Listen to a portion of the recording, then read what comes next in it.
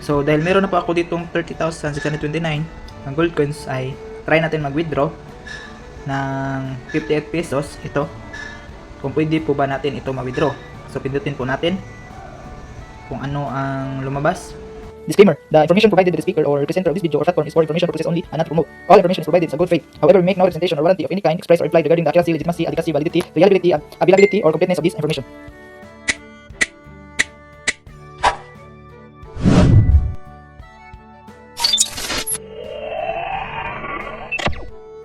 Hello guys, welcome back again to our channel. For this video, we will review this application para malaman natin kung legit po ba ito na application, dahil meron na po akong 30,356 na coins. So pwede na po ako maka-withdraw dito. So sa hindi pa ay mag-proceed muna tayo sa play kung paano po tayo makakuha ng coins gamit sa paglalaro. So itong play, pinutin po natin yan.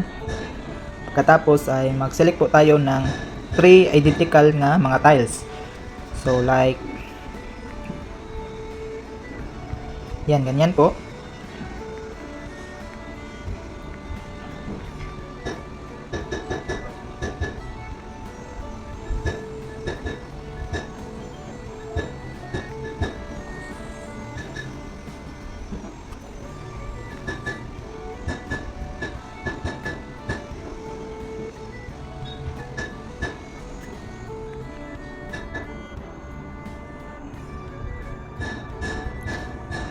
Ayan, nakakuha po tayo ng 253 na gold coins.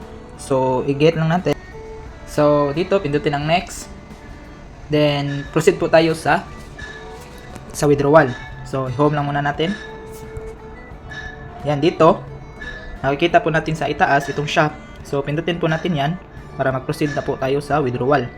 So, dito, ang withdrawal method po nila, pwede po tayo sa PayPal at saka sa GCash. So dahil meron na po ako ditong 30,629 ng gold coins, ay try natin mag-withdraw ng 58 pesos. Ito, kung pwede po ba natin ito ma-withdraw. So pindutin po natin kung ano ang lumabas. So ayan po, nag-sold out po siya. Hindi po natin ma-proceed ang withdrawal dahil sold out po.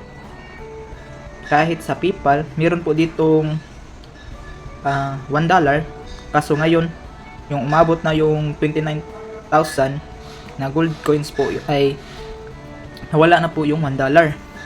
At sa GCash naman ay naging sold out na po. So para sa akin ay itong application ay hindi po ito legit, dahil ngayon pa lang nila nag-sold out na umabot na ako ng 29,000 na gold coins. So paasa lang ito ng application. So hindi ko na lang po ito laruin kahit umabot pa ako nitong 168 pesos ng 96,000 nga gold coins. Sure ako na maging sold out naman ito. Kaya sana itong video ay nakatulong po sa inyo, at sana din ay puntahan po ninyo ang Play Store at mag-review po kayo doon na ito na application ay scam, para hindi na po madaming makalaro nito na application. So sana nakatulong. God bless.